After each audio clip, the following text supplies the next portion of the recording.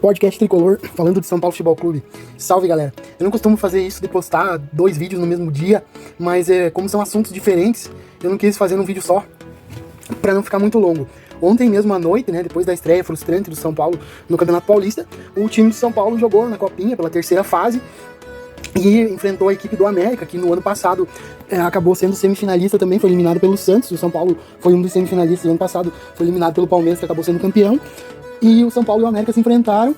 O São Paulo saiu ganhando, saiu vencendo o jogo, mas tomou um baile. O São Paulo tomou um banho de bola no primeiro tempo, tomou 3 gols, era para ter tomado 4. A campanha do time na Copinha foram 3 jogos contra equipes muito fracas, 3 vitórias. O São Paulo não tinha sofrido gols na Copinha nos 3 jogos, sofreu 3 gols no primeiro tempo no jogo de ontem e acabou sendo eliminado.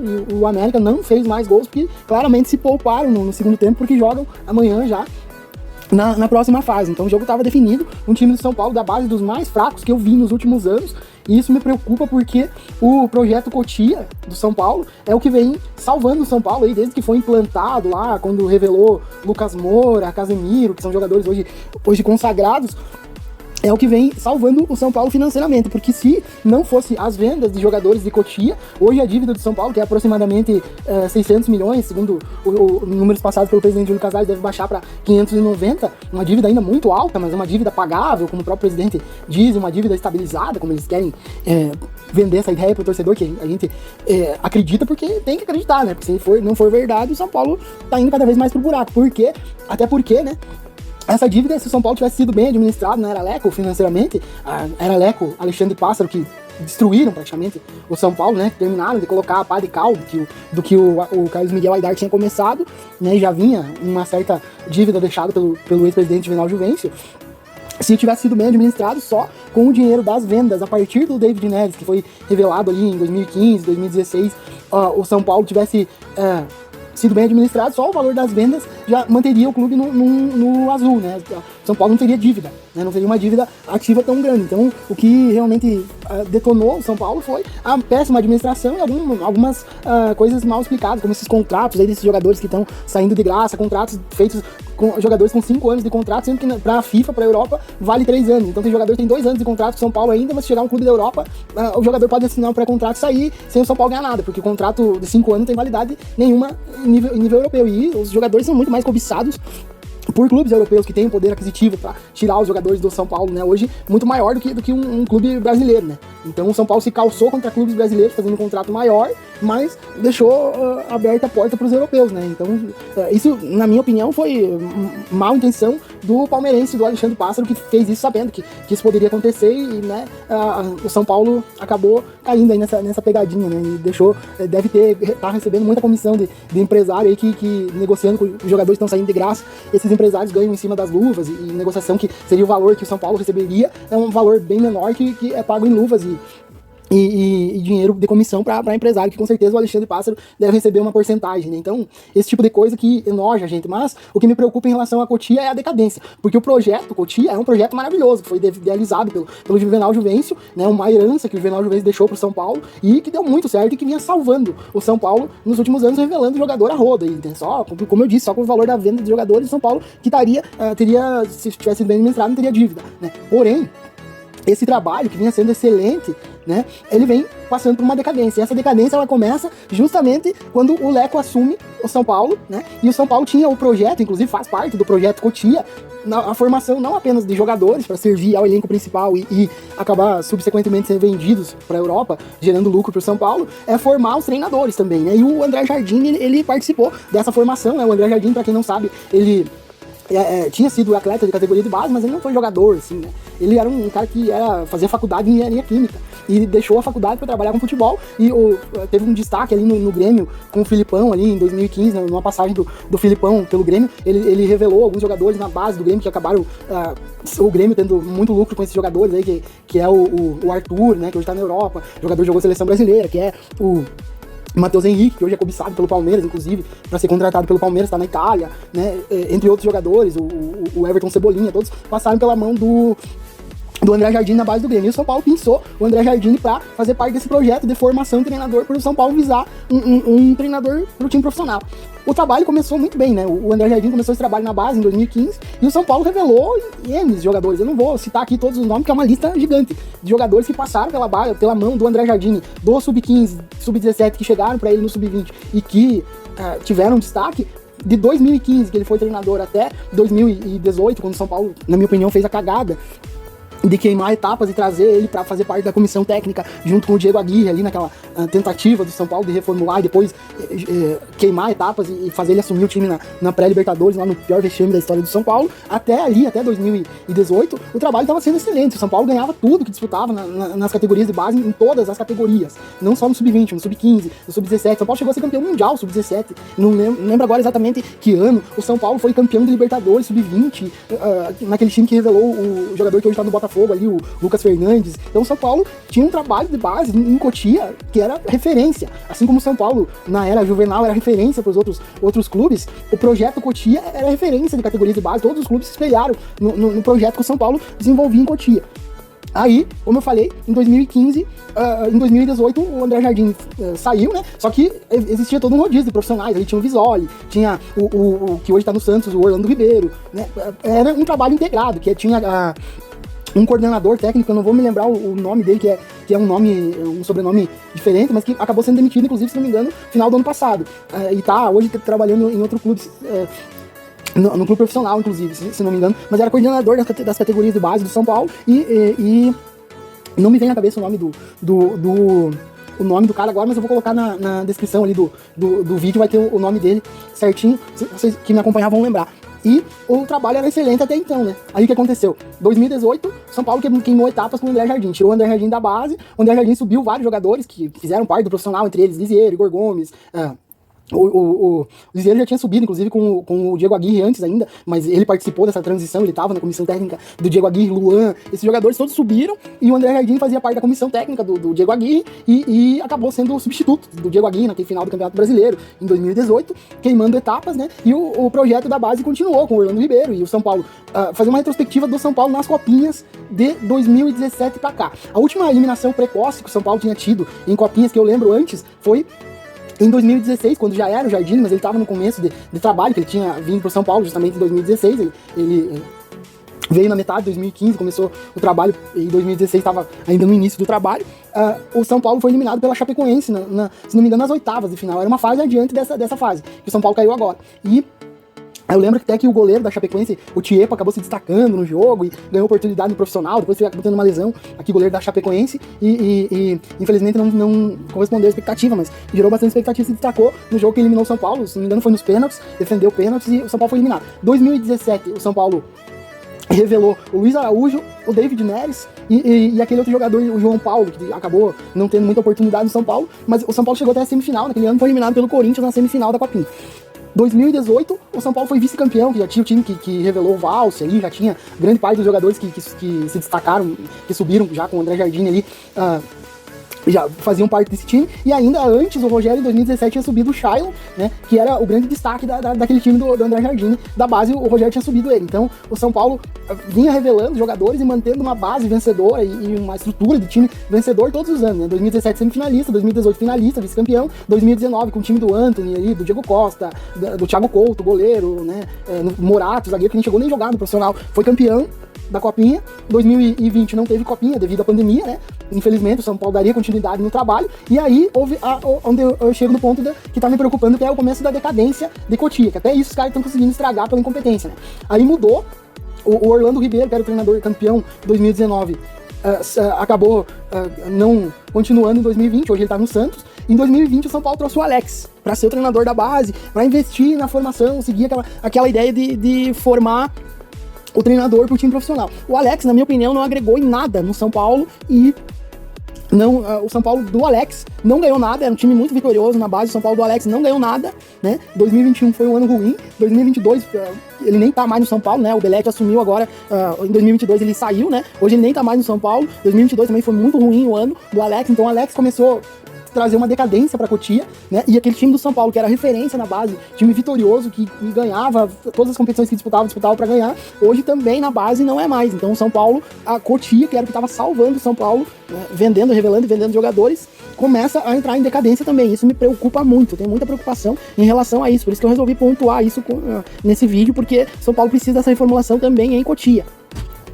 Porque isso vai refletir daqui pra frente na formação dos atletas que o São Paulo poderia estar revelando, para estar vendendo jogadores e tal. Esses jogadores vão acabar não sendo aproveitados no profissional, porque se tiver por base, por exemplo, a copinha desse ano, eu não vejo nenhum jogador que tenha se destacado a ponto de poder ser aproveitado no profissional. O Thales Vander é um jogador que teve um certo destaque ali, marcou 4 gols nos 3 primeiros jogos, mas ontem não fez nada, né? Ontem, na verdade, o jogo que foi o que me deixou mais chateado.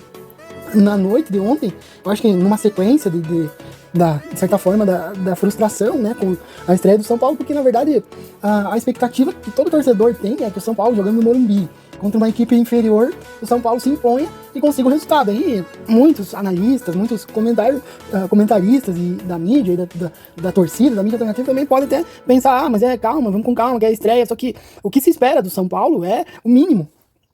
Que se espera do São Paulo, que o São Paulo se impõe. E a expectativa que eu tinha era, o São Paulo vai apresentar o time novo, né? Como em outros anos acontecia, né? Quando o São Paulo reformulava o time, gerava uma expectativa no torcedor, e os primeiros jogos o time normalmente começava bem, né? Principalmente no início da temporada, ali, Campeonato Paulista, alguma outra competição que o São Paulo disputasse. Nos últimos anos não vem acontecendo. E ontem, no jogo de domingo, o jogo do Ituano, a expectativa que eu tinha era que o São Paulo vencesse, fazendo gols, jogando bem, e desse uma motivada no torcedor, né? Um público de 45 mil pessoas. Ali, o São Paulo ia aumentar a confiança, inclusive, do grupo, né? E claro que sempre teria alguma coisa ou outra para se pontuar, mas, né, ganhar, por exemplo, um 2-0, né, ganhar sem sofrer gols, né, ter um domínio, como o São Paulo teve um domínio do jogo, mas mais porque o Ituano deu a posse da bola pro São Paulo e jogou por uma bola, do que por o São Paulo realmente ter forçado o adversário, que o Ituano não sofreu, na verdade, com o São Paulo. Mas como eu não tô falando sobre o jogo de ontem, aí na continuidade, na noite, no jogo da Copinha, o São Paulo simplesmente não entrou em campo para jogar contra o América, e desde os primeiros lances do jogo contra o América a gente via que o América estava realmente em busca da classificação e da vitória. O São Paulo demorou para entender e até saiu na frente, só que mesmo quando o São Paulo fez o gol, a sensação que eu tive é, quem sabe o São Paulo agora consegue administrar e talvez o adversário dê um espaço, o São Paulo consiga ampliar essa vantagem e consiga a classificação, porque o América já estava melhor no jogo quando o São Paulo fez o gol. Até o comentarista Paulo Nunes pontuou essa questão. E depois o São Paulo tomou um vareio de bola do América, e os jogadores perdidos, sem saber o que fazer, sem reação nenhuma. Tanto que o América percebeu que no primeiro tempo estava definido o jogo, no segundo tempo tiraram o pé, né? Pra se poupar, já contando com a classificação.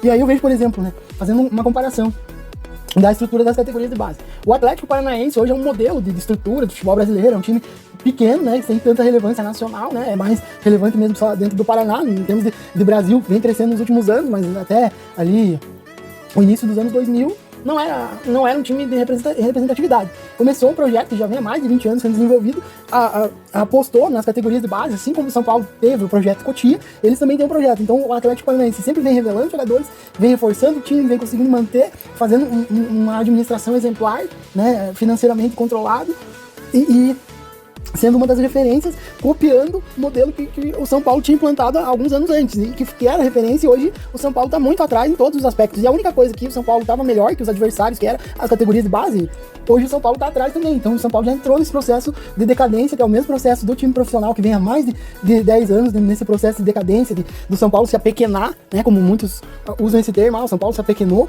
As categorias de base também do São Paulo, que era referência, o projeto Cotia, hoje não é. Por exemplo, fazer um comparativo com o Santos. O Santos, os meninos da Vila, né, que é a forma como eles chamam, os jogadores são revelados na base do Santos, o Santos não oferece metade da estrutura que o Cotia oferece na formação de atletas. E o Santos todo ano revela 3 ou 4 jogadores, todo ano pegar os últimos anos, as grandes vendas que o Santos fez, o Neymar, o Rodrigo, né, tantos jogadores, eu não vou lembrar agora os nomes de cabeça, mas o Santos revela vários jogadores, tem revelado, tem vendido jogadores, tem mantido o time também, e sem a estrutura que o São Paulo tem. Imagine se tivesse, então, uma estrutura semelhante à estrutura de Cotia. E o São Paulo tá estragando a última coisa que era boa do São Paulo por causa dos profissionais que não são qualificados, né? O São Paulo trouxe o Alex começou o processo de decadência de Cotia, que de 2020 pra cá, que o Alex assumiu, o São Paulo não ganhou nada, não revelou quase ninguém, só surgiu ali o Marquinhos, que foi uma exceção, que pulou etapas, né? Saiu direto do sub-17, quase nem jogou no sub-20, já foi aproveitado no profissional e aí acabou saindo de graça. E além desses jogadores, ninguém. E o reflexo disso vai vir daqui 2 anos, que o São Paulo vai precisar vender jogadores, e que estava salvando o São Paulo era as vendas dos jogadores de Cotia, e não vai ter quem vender porque não vai revelar. Porque esses jogadores que estão sendo revelados já vêm sendo mal trabalhados dentro das categorias de base. E um dos reflexos é o Endrick, por exemplo, essa questão que o Júlio Casares até vai instaurar ali uma sindicância para ver o que aconteceu, qual foi o protocolo de avaliação que deixaram passar o Endrick, como o próprio Júlio Casares deu uma entrevista pra Gazeta, a TV Gazeta ali, que pagaria praticamente a dívida do São Paulo, o valor que o Palmeiras vendeu o Endrick hoje. Então, jogador que teve nas mãos do São Paulo e o São Paulo não soube aproveitar pela incompetência de quem lá está. Então, eu acho que a limpa, a reformulação, ela tem que ser na barra funda, ela tem que ser no elenco, no time, e dentro da direção, né? Alguns conselheiros que tem muita voz ativa no São Paulo e mais atrapalham do que ajudam, tem que sair, tem que entrar pessoas qualificadas, porque se o São Paulo continuar nesse ritmo, é cada vez indo mais pro buraco, porque a última coisa que estava salvando era a Cotia, e até isso eles estão estragando. E o que me deixou mais chateado foi ontem a entrevista, depois do jogo, do Luiz Henrique, o único jogador que ficou pra dar a entrevista, e a repórter perguntou pra ele o que ele estava sentindo da eliminação do São Paulo, e a resposta dele foi uma resposta que me incomodou muito. Ele falou o seguinte: perder é um aprendizado, a gente leva de lição, né, e essa conversa, essa fala, esse pensamento, esse pensamento derrotista, né, de perder é aprendizado, vem já se desenvolvendo no São Paulo, no meu ponto de vista, desde a época do Rodrigo Caio, né, dos jogadores que foram revelados lá, porque o Rodrigo Caio é um jogador que pegou o início ali da formação de Cotia. Daí foi revelado o Lucas Moura, que faz já 13 anos, que foi 10, 11, 12 anos que começou a se destacar no São Paulo ali, porque quando ele saiu, quando o São Paulo ganhou o último título mais relevante, que foi a Sul-Americana em 2012, mas ele subiu pro profissional em 2011, se destacou, foi campeão da Copinha em 2010, ele e o Casemiro, né, e depois do Lucas, a geração que veio foi a geração do Rodrigo Caio, né, e essa mentalidade, ela vem sendo difundida no São Paulo, essa mentalidade derrotista, sempre com esse mesmo pensamento, fica de lição, é aprendizado, é levantar a cabeça, uma frase que o Rodrigo Caio sempre dizia, que me incomodava muito: temos que levantar a cabeça e continuar trabalhando, né? Continuar trabalhando é obrigação, né? Só que as coisas só vão mudar se mudar a atitude, se mudar o pensamento, se mudar a intenção, né? Porque não adianta você querer ter mudanças tendo as mesmas atitudes que você tinha quando você falhou. Então, isso é uma coisa lógica, né? Então tem que mudar a atitude. E o São Paulo precisa de uma mudança de atitude, como eu falei, em todos os âmbitos do clube, né? Na diretoria, na presidência, nos conselheiros, nos diretores, dentro do clube, do time de futebol, dentro do elenco, dentro do vestiário, tem que mudar a atitude, né? O São Paulo tá passando por uma reformulação, por uma limpa, né? Vários jogadores saíram, as panelinhas que vêm há longo tempo, a gente já falou várias vezes também, vêm de longos anos, estão sendo desfeitas, né? Mas parece que a mentalidade ainda continua essa mentalidade derrotista, né? De é lição, vai melhorar, né? E o São Paulo faz um primeiro jogo no Campeonato Paulista, frustra mais uma vez o torcedor, e fica também na minha cabeça a frase que tá no GE, né? O novo São Paulo, velhos problemas. Então tem que mudar a atitude em vários ambientes do São Paulo, e essa questão de Cotia me preocupa muito, né? Me preocupa muito, por isso que eu resolvi pontuar isso, fazer um vídeo exclusivo falando sobre isso, porque eu fiquei muito incomodado, muito mais do que com o 0-0, porque eu sei que é início de temporada, que o São Paulo vai melhorar, que o São Paulo, o ano passado também começou assim, depois engrenou, e eu acredito que o São Paulo chega assim na final do Campeonato Paulista, e pode ser uma final diferente, eu acredito que vai, meu palpite eu já falei isso, que vai repetir a final pela terceira vez, Palmeiras e São Paulo na final, e um tira-teima, né? O São Paulo ganhou uma, perdeu uma, e vai ser um tira-teima. Para isso, o São Paulo profissional precisa melhorar muito. Mas essa questão de Cotia também, depois da derrota de ontem, do que foi apresentado, né? O Belletti iniciando um trabalho, mas perdido, né? Os jogadores sem saber o que fazer, o adversário controlando e não vê perspectiva, né? Então o São Paulo toma atitude, muda agora, ou vai refletir daqui 2, 3 anos, quando o São Paulo não revelar mais jogador que vai conseguir ter retorno financeiro. Então o investimento de Cotia, que era muito vantajoso pro São Paulo investe milhões todos os anos para manter aquela estrutura, para dar toda a condição para esses jogadores que estão se formando, a grande maioria sem personalidade nenhuma, com esse pensamento derrotista, né? O São Paulo vai começar a ver esse investimento não dar resultado, e aí fica complicado. Então tem que mudar essa mentalidade, mudar os profissionais, né? Mudar a busca por atletas, os olheiros, as pessoas que veem, selecionam, garimpam os jogadores, porque pela estrutura que o São Paulo oferece, eles têm que dar um retorno muito bom, né? O São Paulo dá a estrutura, como o Muricy falou já várias vezes, o São Paulo dá a estrutura, mas cobra em retorno responsabilidade do jogador, cobra o desempenho dentro de campo, tanto na base quanto no profissional, em todos os sentidos. Então o São Paulo precisa ficar muito atento com relação a isso, né? Isso me preocupou um pouco depois desse jogo ali em Cotia. Espero que o Belletti melhore muito o nível do trabalho, né? Consiga erguer o projeto, né, que foi muito vitorioso no tempo do Jardine, e que o São Paulo volte a revelar jogadores, porque daqui a pouco, quando o São Paulo precisar vender jogador, não vai ter mais jogador para vender, porque é complicado. Esses jogadores que estão sendo revelados aí com essa mentalidade e a forma também como o São Paulo busca o perfil, o biotipo, jogadores franzinos, sem força física. Parecia, ontem no jogo contra o América, parecia que o América era um time profissional jogando contra um sub-20, né? Pela compleição física dos jogadores, muito mais fortes fisicamente, muito melhores preparados fisicamente do que os jogadores do São Paulo ali que pareciam moleque de 15 anos, né? Alguns deles até tem 15, 16 anos, mas é time sub-20, né? Então é inadmissível, inaceitável, né?